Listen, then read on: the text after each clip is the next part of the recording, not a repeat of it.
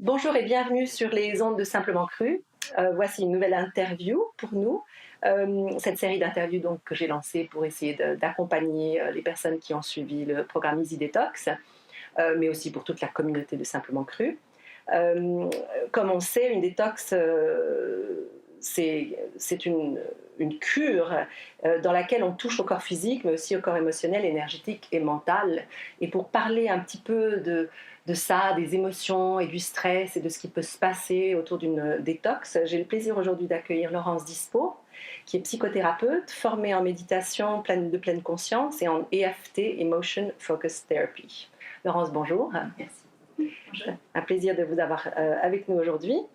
Alors, à mon avis, Laurence, vu le parcours que vous avez, je vous connais depuis plus d'une année, j'ai eu le plaisir aussi de vous côtoyer et de faire l'expérience de tout votre professionnalisme. Et à mon avis, vous pourriez apporter de précieux outils aux personnes qui suivent une détox et qui cherchent à mieux gérer leur stress et leurs émotions. Alors, et par exemple, la première question que je voulais vous poser, c'est quelles sont les techniques qui peuvent aider les gens dans une démarche de détox quand elles sont face à leurs émotions ou à du stress? Je pense que, disons, la première chose, c'est déjà de se dire que les émotions, c'est un signal important. Donc l'émotion en tant que telle, elle est positive, on va l'accueillir, on va l'observer, on va prendre un petit peu de recul, on va pas forcément lutter contre, mais on va faire avec, on va l'apprivoiser, on va en faire quelque chose de positif qui nous aide, comme un signal d'alarme finalement. Elle fait partie de nous, elle n'est pas nous, on peut la regarder avec un petit peu de recul. Donc déjà, on va l'accueillir, on va l'observer d'une manière ou d'une autre. Après, il y a beaucoup de techniques pour ce faire. La méditation en pleine conscience est une technique, la psychothérapie, parler avec des amis, tenir un journal de bord, écrire tous les jours les émotions, prendre un petit peu de recul aussi par rapport à ce qui nous habite. Tout ce qui nous aide finalement à comprendre ce que je ressens dans mon corps, ce que je ressens dans ma tête, ce que je ressens dans mes émotions, différencier les trois niveaux et aller plus loin dans la compréhension de soi. Je pense que c'est quand même une des choses que visent les personnes qui font une détox. Aussi. Oui, absolument. C'est d'autant plus intéressant que dans la détox, on encourage les gens à tenir un journal alimentaire dans lequel ils notent ce qu'ils mangent et comment ils se sentent. Donc, ce serait d'autant plus complet s'ils pouvaient noter aussi effectivement leurs émotions, leurs éventuelles angoisses ou leurs pensées. Les pensées automatiques. Voilà, les pensées négatives qui peuvent les ralentir dans leurs bons efforts ou dans leur bonne volonté. Donc ça, c'est toujours très utile de prendre conscience comme ça. Donc quand on parle de méditation en pleine conscience, est-ce que vous pourriez expliquer un petit peu ce que c'est pour les gens qui n'en ont aucune idée et peut-être d'expliquer en quoi celle-ci pourrait aider les personnes qui vivent une détox? Alors c'est une technique de méditation parmi d'autres. La méditation en pleine conscience, le nom l'indique. L'idée c'est d'être pleinement conscient, d'être pleinement présent, d'être là avec tout ce qui nous habite. Et ce qui nous habite, parfois, c'est pas drôle, parfois ce sont des émotions qui nous submergent, en tout cas on a l'impression que ça nous submerge. Ça peut être des pensées automatiques qui sont jugeantes, qui sont pas toujours bienveillantes, qui nous poussent à avoir des comportements compulsifs, style il faut que je grignote, il faut que je mange du chocolat, il faut que je mange du sucre, il faut que je remplisse un vide, il faut que je. Ça, c'est un peu une pensée automatique qu'on peut avoir. Je vais devenir dingue si je peux pas manger telle chose. Je pense à la détox, mais ça peut être beaucoup de pensées automatiques, des pensées automatiques jugeantes. Je suis pas bien, je fais pas bien, je m'en tire pas bien, ce que je suis en train de faire, c'est pas correct, etc. Toutes ces pensées qu'on a, en être conscient, et puis ensuite faire des choix. Choisir de plonger dans telle émotion, dans telle pensée automatique, d'alimenter telle pensée ou d'alimenter telle émotion, ou alors choisir de faire quelque chose qui nous convient, de choisir finalement d'alimenter plutôt telle autre pensée, je sais pas, quelque chose de l'ordre de la bienveillance vis-à-vis de soi par exemple. Donc de prendre le temps d'être conscient de ce qui est en nous, de l'accueillir sans jugement, et ensuite de choisir en toute conscience comment on va agir et comment on va vivre le moment. Donc là, ça pourrait être justement la pensée positive. Ou en tout cas une pensée qui est bienveillante. Voilà. Ouais. Pas de partir dans le rêve, dans quelque chose d'irréel, mais quelque chose de bienveillant. Tiens, voilà, c'est ce que je suis en train de vivre maintenant, mais c'est pas moi, c'est une pensée, c'est une sensation, c'est une émotion. C'est pas mon expérience de tout le temps, c'est mon expérience de juste là maintenant. Ouais. Et comment est-ce que je peux faire pour me sentir mieux, comment est-ce que je peux faire pour prendre soin de moi, et en choisissant, pas en allant directement vers notre automatisme, qui pourrait être le grignotage, si je prends toujours cet exemple-là, mais de choisir quelque chose qui nous fait du bien de manière bienveillante, qui pourrait être la respiration, qui pourrait être la méditation, qui pourrait être la marche, qui pourrait être un étirement, qui pourrait être parler à quelqu'un, qui pourrait être beaucoup de choses. Oui, il y a beaucoup d'outils. D'ailleurs, c'est intéressant que les gens se posent cette question et fassent leur propre petite liste de quels seraient les actes, les gestes que je pourrais mettre en place pour me sentir mieux dans le moment. Les comportements bienveillants. Les comportements bienveillants. Faire sa liste de comportements bienveillants, ça c'est une superbe idée. Pour soi, parce qu'évidemment, ça change d'une personne à l'autre, oui. Et pourquoi, à votre avis, quand on fait un nettoyage du corps physique, il est possible qu'il y ait des émotions, des anciennes émotions parfois, qui ressortent, des anciennes pensées, des anciennes émotions qui sont pas faciles à vivre. Ce que je peux imaginer, c'est que pendant la détox, il doit y avoir des sensations assez inhabituelles, assez intenses. Peut-être qu'on ne comprend pas, mais qui nous rappellent des sensations passées. On sait que les sensations et les émotions sont liées. Disons que les sensations sont une composante de l'émotion. Dans l'émotion, il y a le cognitif, la pensée, et il y a le physique, la sensation. Chaque émotion est en lien avec certaines sensations corporelles. Imaginons une boule à la gorge, ou bien une boule au ventre, ou même peut-être un mal de dos. Il y a certaines sensations comme ça qui sont des rappels de certaines émotions. Donc je pense qu'on va vivre des sensations qui vont tout à coup réactiver des émotions ou un petit début d'émotion. Là-dessus, on va rattacher une pensée, un souvenir, un jugement, un flash, une image, une pensée qui, elle, va venir se mettre avec cette sensation et former une émotion dans laquelle on va peut-être plonger et vivre de manière très très intense. Alors c'est pas forcément une mauvaise chose, parce que si on peut l'analyser, si on peut la comprendre, si on peut aller là où ça fait mal, entre guillemets, dans une émotion profonde. Ce que je veux dire par là, c'est que au jour le jour, on a des émotions un peu superficielles. L'agacement, l'énervement, le stress, qui sont des émotions un peu en superficie. Si après, on se dit, ok, on va aller un petit peu plus loin, on va gratter là où ça fait mal, on va peut-être arriver à des émotions plus profondes et plus anciennes. La peur, la tristesse, le désespoir, la honte, la culpabilité, des émotions qu'on pourra utiliser pour aller de l'avant dans notre vie. Parce que si on va toucher ces émotions-là, on va en faire quelque chose. On l'espère en tout cas. Non, c'est intéressant ça. Donc d'aller creuser derrière ces émotions superficielles, et quand on est dans un état de détox, les sensations deviennent un peu plus crues, en tout cas c'est mon expérience. Et donc si on arrive à gratter, à aller découvrir quelles sont les émotions plus profondes, de pouvoir les visiter de front, c'est vrai que pour l'avoir lu, pour l'avoir vécu, ça nous permet d'avancer. Mais c'est pas à la portée de tout le monde, ça ne va pas être une démarche facile. Sans doute que pendant la détox, les émotions étant plus, quelque part plus accessible, oui. Ça peut être aidant justement pour des personnes qui n'ont pas l'habitude de s'avouer les émotions, d'y goûter quelque part et de les exprimer. Là, je pense que quelque part, il n'y a plus d'anesthésiant, il n'y a plus beaucoup de filtres alimentaires oui. qu'on utilise pour se sentir confortable, pour combler un vide, pour répondre à une angoisse. Sans tout ça, on est un peu obligé d'aller regarder les émotions. Enfin, je pense que ça répond aussi à la question d'avant en partie. Absolument, et que du coup, ça peut être aidant pour les personnes qui ont moins l'habitude. Et en quelque sorte, s'ils peuvent saisir cette perche-là qui leur est tendue, sans trop de peur.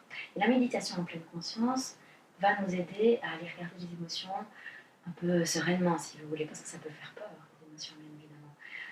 Essayons de trouver chacun des techniques, ça peut être la méditation en pleine conscience, ça peut être autre chose, oui. mais pour aller regarder les émotions sereinement. Elles sont là, et puis voilà, elles font partie de notre expérience, mais ça va aller. Donc pour ça, il faut être capable de pratiquer un certain détachement par rapport à ça. Exactement, voilà. Un petit peu de recul. Un petit peu de recul, ouais. Ce ne sont que des émotions, voilà. C'est mon expérience du moment. Mm-hmm. Ça ne va pas m'anéantir, me détruire. Ah oui, ça c'est un beau message à retenir. Ce sont que des expériences du moment. On peut les accueillir. Ils ont le pouvoir de nous faire du mal, mais pas de nous détruire, parce que finalement, notre sécurité interne peut rester. Oui, très bien. Pourriez-vous nous donner encore quelques exemples concrets de gestes ou d'exercices à pratiquer au quotidien qui correspondent un petit peu à cette manière de gérer ces moments stressants, émotionnels, etc. Qu'est-ce qu'on peut faire sur le moment quand on se rend compte, oulala, ça va pas, ou ah là, je pense que je vais pas tenir avec mes jus, je dois me jeter sur ce chocolat, ou bien toutes ces vieilles émotions. Et à ce propos, j'aurais même un exemple. Dans l'une des éditions passées d'Easy Detox, je crois qu'à peu près au milieu de la détox, une des participantes a dit que elle s'est réveillée un matin avec le souvenir d'une relation très tendue avec un membre de la famille et l'envie, pour la première fois depuis très longtemps, d'aller outre, de passer outre, de pardonner. De lâcher prise. De lâcher prise, oui. Elle a dit que ça, c'était un moment absolument extraordinaire dans la détox pour elle. C'est que ce jour-là, mais sans explication, elle était juste prête à ça. Elle a pu parler de quelqu'un, elle a pu parler à cette personne. Et soudain, c'est comme s'il y avait une montagne qui s'était défaite. Et sa seule explication, c'était oui, c'est parce que je suis en pleine détox et qu'il y a des nouvelles choses qui s'offrent à moi et que soudain, je me trouve avec une force nouvelle face à des émotions qui étaient presque coincées puis qui se sont remises en circulation et qui m'ont permis donc de les évacuer. Et j'avais trouvé que c'était un très très beau témoignage. Mais bon, voilà, cette histoire, juste pour raconter qu'il peut y avoir des déclenchements comme ça. Ouais. Intéressant parce qu'on pourrait imaginer que dans un moment de détox, il y a une déstabilisation. Forcément, on sort du cadre habituel, on est dans autre chose. Et beaucoup de possibilités s'ouvrent à nous, d'autres chemins s'ouvrent à nous. Il y a une espèce peut-être de relâchement qui se fait, vu qu'on est en train d'explorer quelque chose qu'on n'a pas... Bon, même si on a vécu plusieurs détox, j'imagine que chacune est unique. Absolument. Chacune nous amène à explorer de nouveaux terrains. Et quand on est dans autre chose de ce qu'on a l'habitude de vivre, sur le plan des sensations, ne serait-ce que ça, on lâche prise quelque part. Et quelque part, c'est peut-être ce qu'elle a vécu, une espèce de lâcher prise, un relâchement. C'est ça, d'où le pardon, d'où l'éventuelle capacité de prendre un autre chemin, de choisir un autre chemin par rapport à cette situation. Mais alors concrètement, quel genre de gestes ou d'exercices vous pourriez recommander? Alors une chose, ce serait de ralentir, de se donner du temps. Tiens, je suis dans une émotion intense, je suis dans un stress, je suis dans l'agitation, je suis peut-être aussi un petit peu dans la panique face à telle ou telle pensée ou telle émotion, je ralentis.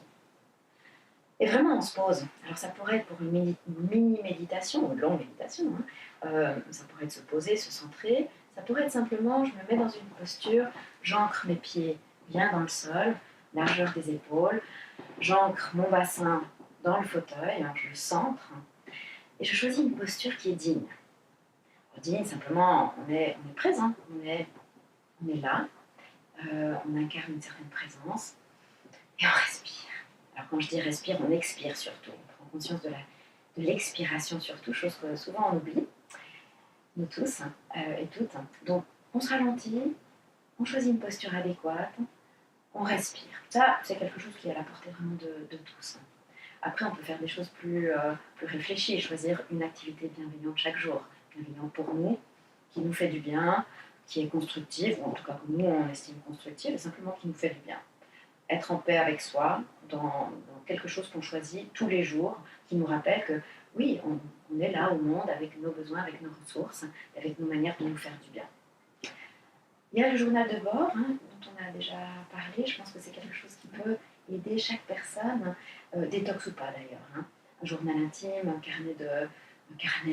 journal de bord, pour monitorer un petit peu ce qu'on vit sur tous les plans.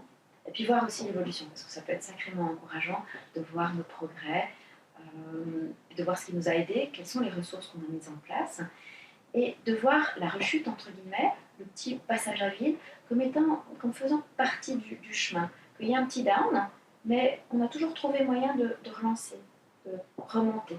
On a toujours trouvé le moyen de remettre le chemin en route. On ne s'est jamais arrêté, puisqu'on est là aujourd'hui. C'est-à-dire qu'on a pu relancer un mouvement vers la vie. Donc ça peut être vraiment utile d'avoir un petit peu une manière de monitorer notre progrès. Sinon, ce qui est utile quand même pour tout un chacun, je pense, et peut-être d'autant plus en détox, c'est l'aide d'un groupe, le soutien d'un groupe, le soutien groupal. Moi, j'ai mon groupe d'intervision, vous avez certainement une communauté. Voilà. Si chacun, dans un moment de stress, a des personnes sur qui on peut compter, et une appartenance groupale, c'est aidant aussi. Alors ça, c'est très important. D'ailleurs, c'est une des parties d'Easy Detox quand c'est en groupe. On a cette page Facebook sur laquelle Voilà. énormément de personnes partagent. Et c'est vrai que c'est même émouvant de voir la solidarité qui résulte de cette capacité de partager avec des gens qui vivent la même chose en même temps.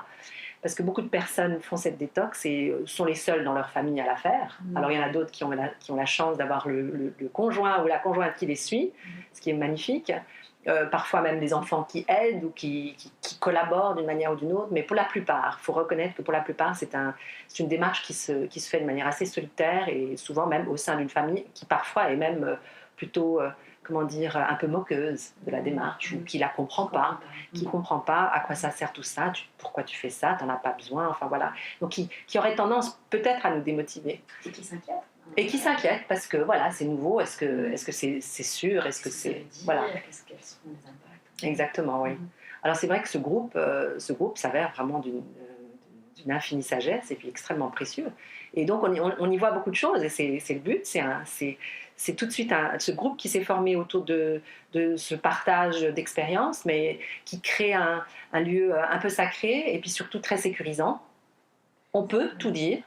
Il y a une ou deux personnes courageuses qui osent commencer, qui commencent et qui disent ah bah, pour moi ça va pas du tout. Voilà, ça va pas du tout. J'ai pas du tout aimé cette recette, ça a pas bien marché, je me sens pas bien, j'ai mal dormi, je supporte pas le sevrage du café, j'ai des maux de tête depuis 2-3 jours. Et ce qui est magnifique, c'est que il y en a plein qui réagissent et qui disent mais non, t'inquiète pas, moi aussi je suis passée par là, ça va passer. Et donc c'est vrai que c'est inouï à quel point c'est important pour nous parce que c'est vrai qu'on est des êtres sociaux. On a tous besoin de se sentir compris et de se sentir moins seul ou de se sentir pas seul. Alors, si on a dans la famille un petit peu une réticence et qu'on doit se défendre quelque part ou justifier, c'est tellement utile de pouvoir sentir qu'on est compris quelque part. Oui, absolument. Peut-être qu'on peut aussi se rappeler les uns aux autres que si la famille n'est pas totalement derrière, c'est pas pour faire du mal, mais qu'il y a peut-être un peu une inquiétude ou une non-compréhension. Ça peut nous donner un peu cette sécurité interne pour dégager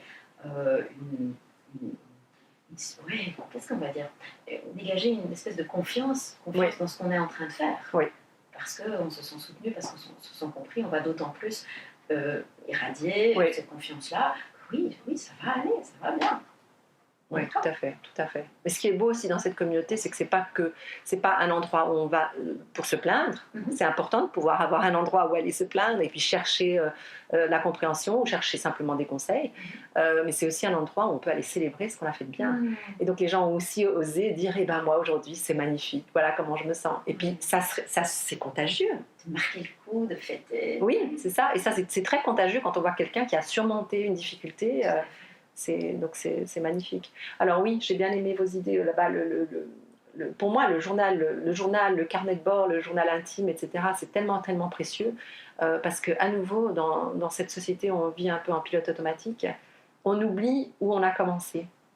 Et parfois, c'est-à-dire quand on commence à faire une détox, c'est parce qu'on a envie de changer quelque chose, on a envie d'améliorer quelque chose. Et moi, j'insiste beaucoup sur le fait qu'il faut faire un petit peu un état des lieux, il faut essayer de comprendre, de noter, de vraiment avoir une observation assez pointue sur d'où est-ce que je démarre, pour pouvoir, comme vous le disiez avant, mesurer le progrès.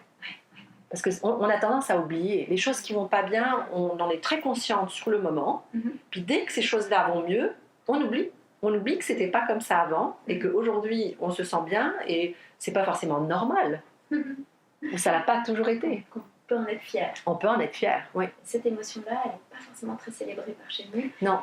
Mais on peut être fier.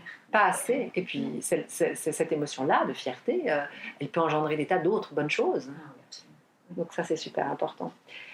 Bon, alors moi je voulais vous poser la question de savoir est-ce que vous seriez disposé à nous faire une petite expérience de méditation en pleine conscience, un exercice court que les auditeurs pourraient faire en même temps que nous, pour que vous fassiez l'expérience, qu'on ne soit pas juste en train de parler de pleine conscience, mais qu'on puisse vous apporter des exemples très concrets, un exemple pratique.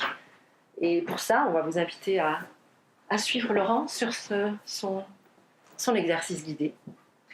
Voilà, on va faire un exercice de 3 minutes. L'idée, c'est de se poser, se centrer et simplement prendre 3 minutes pour soi. pour observer ce qui est en nous, avec curiosité, avec bienveillance. Donc pour commencer, on va prendre une bonne position, une position qui est confortable mais digne. On va prendre conscience des parties du corps qui touchent le fauteuil, peut-être les omoplates, les mains, les bras, le bassin, et entrer gentiment dans cette position, et prendre le temps d'entrer dans cette position. On respire comme ça nous vient, de nouveau sans juger le rythme ou la profondeur de la respiration, elle est tout simplement comme elle est.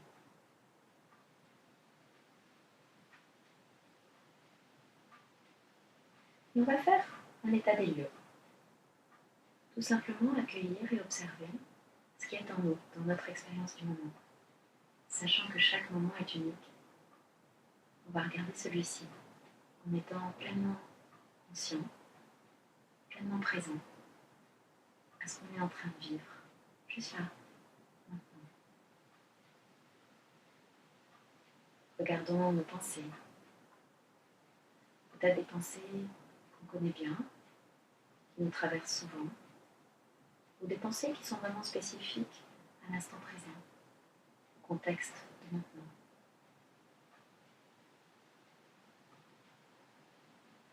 Regardons nos émotions, en sachant que souvent il y a plusieurs émotions qui sont mixtes, qui peuvent même paraître contradictoires, mais elles sont là, regardons-les, avec juste un tout petit peu de recul. Les pensées et les émotions, on peut les voir comme des phrases ou des mots inscrits sur des petits nuages qui font leur chemin, qui passent. Et regardons aussi nos sensations, tout ce que notre corps est en train de vivre.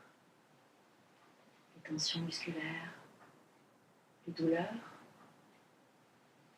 les sensations agréables, et tout simplement la respiration, tout simplement le poids de notre corps dans le fauteuil.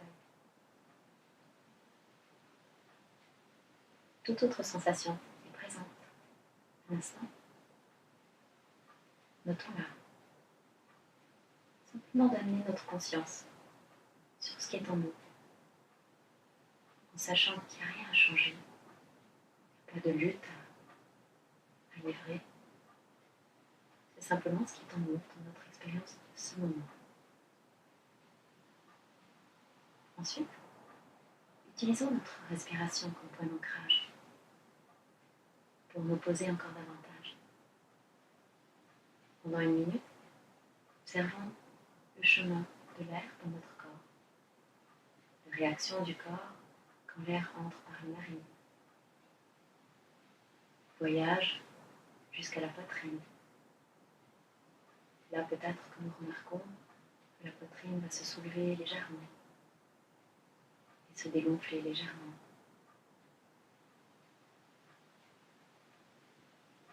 Et le ventre, peut-être va aussi se soulever légèrement à l'inspire et se creuser à l'expire.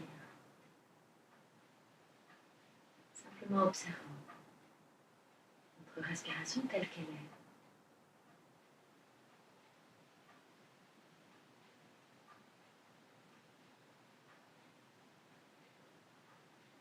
Sentons les sensations en lien avec cette respiration, de nos narines à notre ventre. Et dans la 3e phase, dans la 3e minute de cette méditation, reprenons conscience de notre corps dans son entièreté, de la tête aux pieds, des pieds à la tête, les différentes sensations qui sont présentes, et les sensations globales, l'énergie qu'on a, l'envie de bouger ou pas, la présence de notre corps dans ce fauteuil, un corps qui vit, qui respire, dans lequel l'énergie circule. Voyons notre corps dans sa globalité, comme une entité. Et félicitons-nous d'avoir pris ces quelques minutes pour nous, pour se poser, pour accueillir tout ce qui est en nous.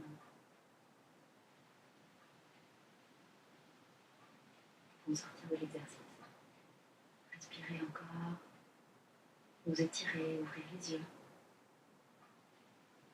Prendre contact avec la pièce autour de nous, avec la lumière, avec les couleurs.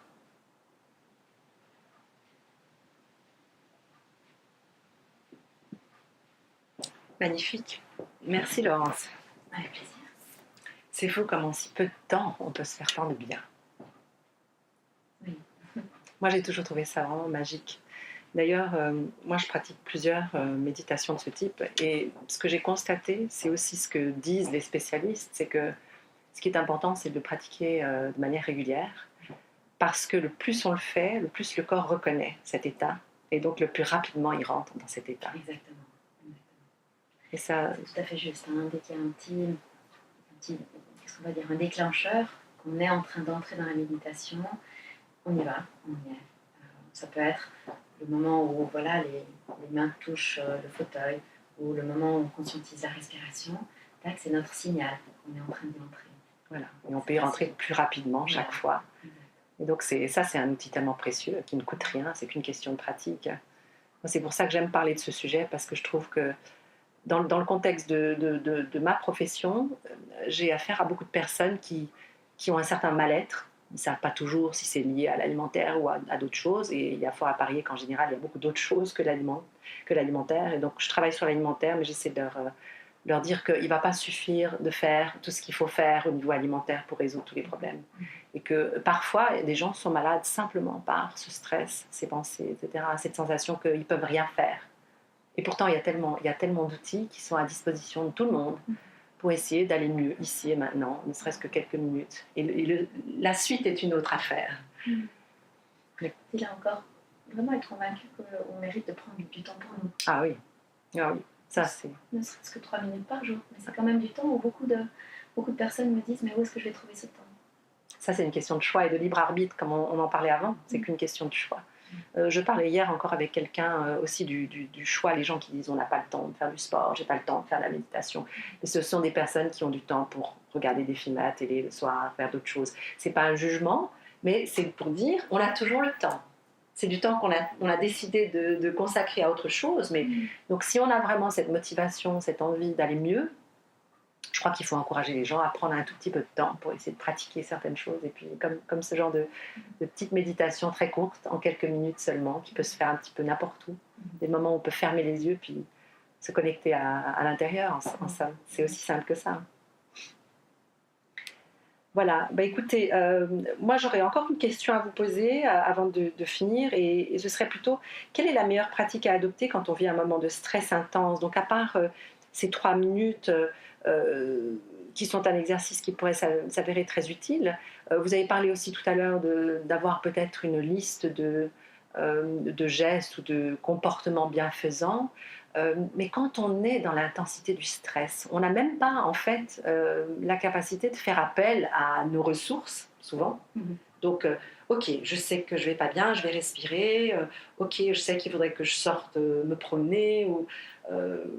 que je bouge, ne serait-ce que bouger physiquement un petit peu, ça pourrait faire partie de cette petite liste, mais qu'est-ce que vous pourriez conseiller à quelqu'un qui sait que de manière assez régulière, il ou elle se retrouve dans ce, comment dire, dans une situation où elle a l'impression elle peut même pas se débattre, se démener ou sortir de ce stress intense. Que faire? Alors déjà, si elle sait qu'elle a cette prédisposition, disons, elle est entrée dans une habitude de stress, d'agitation mentale, c'est déjà une bonne chose, si elle en est déjà consciente et si elle conscientise les signaux de ce stress. Ça peut être les idées qui vont dans tous les sens, il y a des gens qui parlent d'une sensation d'une image de brouillard comme ça dans leur esprit, comme si toutes les pensées s'en mêlaient, ou c'était tout comme une télé cryptée, vous savez, oui. Donc c'est tout gris comme ça. Ou alors ça peut être une sensation dans le corps, ça peut être une sensation par exemple de chaleur, ou alors au contraire d'avoir froid, et qui savent que quand il y a cette sensation, ils sont en train d'entrer dans cet état d'agitation. Ce serait déjà pas mal, qu'ils puissent repérer les signaux avant-coureurs ou au début de l'état de stress. Après, ils peuvent faire différentes choses. Hein. Ils peuvent, c'est facile à dire, mais ils peuvent effectivement faire un travail psychothérapeutique par rapport aux émotions qui sont là derrière, hein, ou par rapport simplement à leur choix de vie. Hein. Est-ce qu'ils sont en paix avec leur choix de vie ou pas? Qu'est-ce qui se cache derrière cette agitation? Sur le moment, finalement, ça pourrait être de prendre un petit moment pour une méditation de 3 minutes comme on l'a fait, pour prendre du recul, pour voir ces émotions avec un tout petit peu de recul. Ou alors ça pourrait être d'avoir une aide, alors pas forcément un thérapeute, mais ça peut être une amie, une personne ressource, qui nous aide à prendre ce recul nécessaire, qui nous dit « Eh oh, souviens-toi, ça c'est juste une émotion. » Oui. Ou ça, ta pensée automatique, il faut absolument tout faire aujourd'hui, il faut finir toute ta liste de to-do things, ou bien il faut être parfaite au travail, etc. C'est juste une pensée, c'est ta pensée automatique. Alors on peut l'écrire dans notre journal de bord, ou alors on peut avoir une personne qui nous le rappelle, ou on peut avoir un autre point d'ancrage, un objet par exemple chez nous, qui symbolise, attention, la pensée automatique c'est, je ne sais pas, le perfectionnisme, ou il faut X, Y, Z, ou tu es nul pour X, Y, Z. Voilà, on a tous des pensées automatiques. On peut avoir un objet comme ça, symbolique, hein, qui nous rappelle, ah ça c'est ma pensée automatique, attention, je prends un petit peu de recul. Je ne tombe pas forcément. Voilà. Je ne suis pas obligée de l'alimenter, je ne suis pas obligée de plonger. Je peux faire le choix de prendre ce recul, de décider ce que vraiment je dois faire aujourd'hui. Cette agitation de pensée qui sont souvent les « je dois faire aujourd'hui ». Oui, bah c'est intéressant parce que c'est toujours finalement la situation de, l'occasion de redevenir maître à bord. Quoi. Ouais. Ce libre arbitre, cette capacité de dire ok, mais je ne dois pas forcément me sentir dans un état pareil. Ce n'est qu'une pensée, ce n'est qu'une émotion et je suis en bonne santé, je suis entière, se ramener à des choses peut-être plus simples qui peuvent nous permettre d'échapper à cette agitation ou à ce stress mental. Oui, de se reconnecter à notre solidité interne. Finalement, on est là, on est vivant, on respire, et puis on peut compter sur nous, notre personne, notre intégrité, notre personnalité, tout ce qui est en nous, et ce sur quoi on peut compter, c'est là, malgré l'agitation qui peut finalement, comme si c'était plein de petites attaques sur notre surface, mais qui ne touchent pas à l'intérieur. Notre intérieur est là. Exactement. C'est intéressant, vous parliez tout à l'heure être maître à bord. C'est intéressant parce que si je me dis j'ai le choix de faire X, Y, Z, donc je reprends un bout de ce qui m'appartient, un bout de contrôle, entre guillemets avec beaucoup de guillemets, ça me permet aussi de lâcher d'autres choses. Bien, ça c'est à moi de faire, puis ça, je peux lâcher. Ouais. C'est pas moi. Ça m'appartient ou ça m'appartient pas. Ouais. Je peux lâcher prise de ça. Ouais. Ce qui est libérateur. Très, très libérateur, oui. Bon, moi ce que j'ai envie de dire, c'est merci Laurence de nous avoir porté tout ça. Et peut-être en toute dernière question, là c'est un peu plus personnel, quels sont vos propres secrets à vous? Parce que là je dois dire, vous êtes une personne qui resplendit la sérénité, la joie de vivre, et j'ai toujours eu beaucoup de plaisir à vous côtoyer.